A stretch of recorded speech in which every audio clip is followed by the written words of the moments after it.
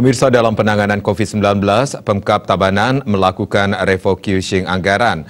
Tak terkecuali di Dinas Kesehatan Tabanan sebagai garda terdepan dalam melakukan tracing hingga pengobatan. Di Dinas Kesehatan Tabanan, anggaran yang disiapkan untuk penanganan COVID-19 setelah melakukan refocusing mencapai 19 miliar rupiah lebih.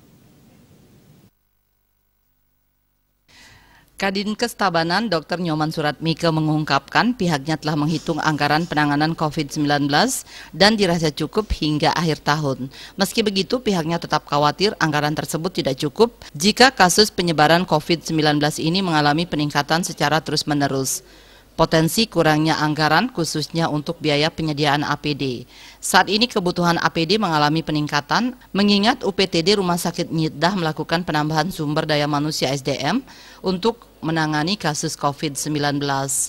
Karena adanya penambahan tempat tidur sekaligus Tabanan juga memiliki mesin PCR yang tentunya membutuhkan ketersediaan reagen.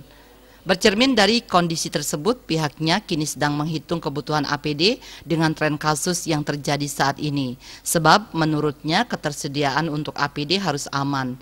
Untuk anggaran jika kurang, ia mengaku akan minta dari BTT dan dari APBD Kabupaten yang direncanakan akhir tahun nanti. Sementara itu, alokasi dana 19.772 juta ini merupakan hasil melakukan refocusing anggaran penanganan COVID-19 di bidang kesehatan sejak dilanda wabah. Anggaran tersebut bersumber dari refocusing anggaran yang nilainya mencapai 11 miliar 400 juta.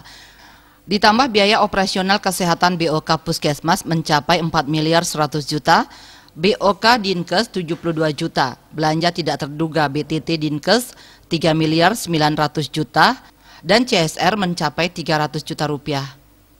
Hasil dari refocusing anggaran tersebut sudah dialokasikan diantaranya pembelian alat pelindung diri APD tenaga medis yang bertugas di ruang isolasi maupun yang melakukan tracing ke lapangan, pembelian alat kesehatan diantaranya kelengkapan ruang isolasi di unit pelaksana teknis daerah UPTD Rumah Sakit Niddah seperti ventilator dan lainnya, biaya penyiapan rumah singgah dan makanan bagi tenaga kesehatan nakes yang bertugas di ruang isolasi, biaya operasional penanganan COVID-19 seperti biaya tracing kasus sampai pengangkutan pasien ke rumah sakit maupun penguburan, termasuk juga untuk dana insentif bagi nakes dan pengunjung yang tidak mendapatkan insentif dari pusat maupun provinsi.